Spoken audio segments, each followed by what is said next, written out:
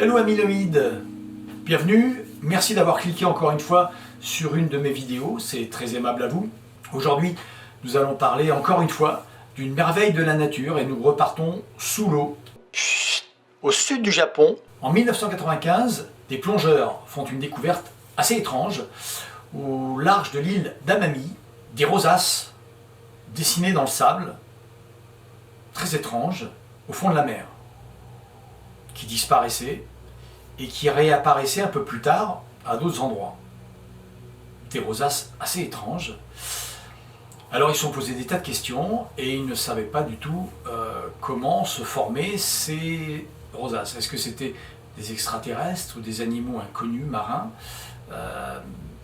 très bizarre. Alors pendant 10 ans, ils se posent des questions. Et puis en 2011, ils décident de surveiller ça de près.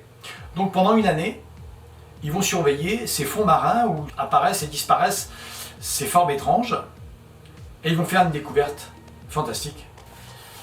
Un petit poisson d'une nouvelle espèce de poisson globe qui n'était pas encore connu jusqu'à présent. Alors les poissons globes, on le sait, pondent leurs œufs dans le sable, mais on n'avait jamais remarqué encore cette façon de faire. Comment ça marche? Eh bien simplement, ce petit poisson qui fait 10 cm de long va commencer avec ses nageoires à dessiner, en chassant le sable, va faire cette sorte de sculpture de 2 mètres de diamètre. Il va retirer tous les coquillages, il va tout nettoyer. Il va jouer aussi avec les courants marins pour que le sable fin aille toujours vers le centre. Et au bout d'une semaine de travail, il ne peut pas trop s'arrêter parce qu'il y a les courants marins qui en même temps défont ce qu'il est en train de faire. Donc il est tout le temps en train de travailler pour arriver à faire cette rosace extraordinaire qu'on voit au fond de l'eau de 2 mètres de diamètre. Ce poisson est vraiment une sorte de génie artistique.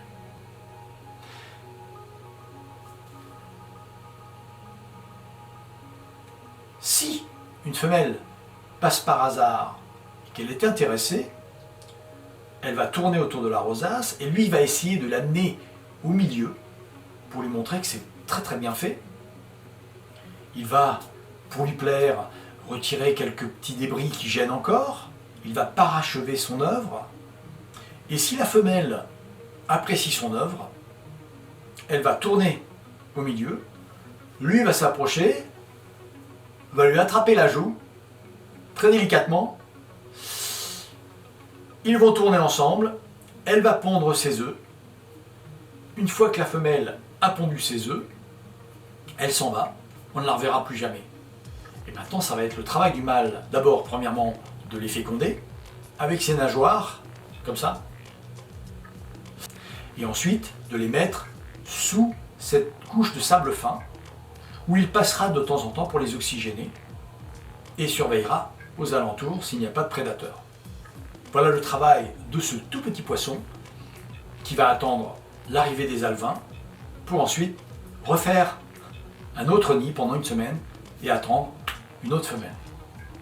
C'est pas beau ça? Après vous avoir remercié de vous abonner, de cliquer sur le petit pouce comme d'habitude, merci encore, à très bientôt.